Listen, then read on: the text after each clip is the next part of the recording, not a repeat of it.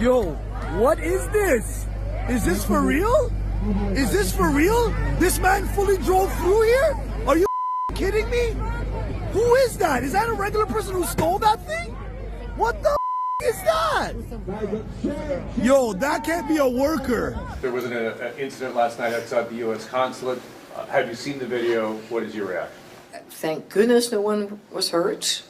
But I, upon looking at that video, have asked the City of Toronto to investigate what has happened, because this person obviously is driving an instrument that is supposed to work for the City of Toronto.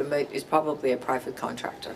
To be honest, at first, I thought someone had stolen it. I'm like, there's no way that this is like the actual worker who must have gone through some sort of safety training, safety procedures. There has to be regulations.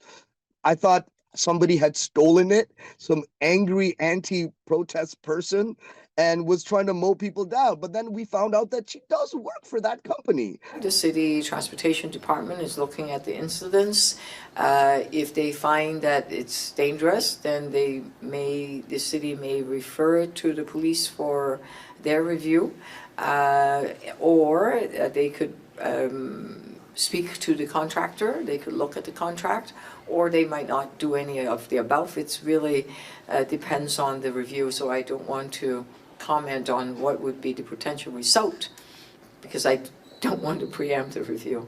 And there were people directly in front of it that had to jump out of the way. And some people, like, they didn't even jump. It would touch them or hit them, and it's like a plow thing, and then they would move, but nobody like fell underneath it. So luckily no one was run over, but there's no reason for anyone to even slightly get upset. We're in the designated protest area. That's where everybody protests.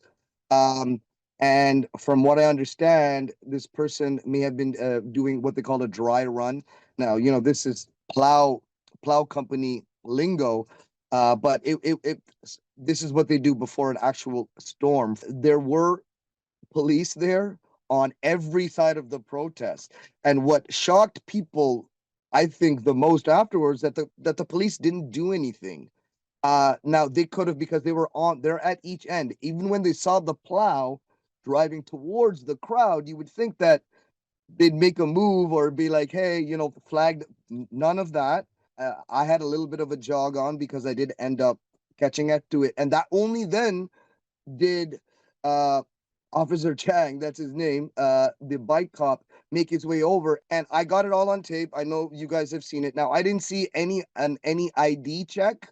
I saw him write some notes, but I didn't see her presenting any ID to him. It was really weird. It was a weird experience. And then they let her go.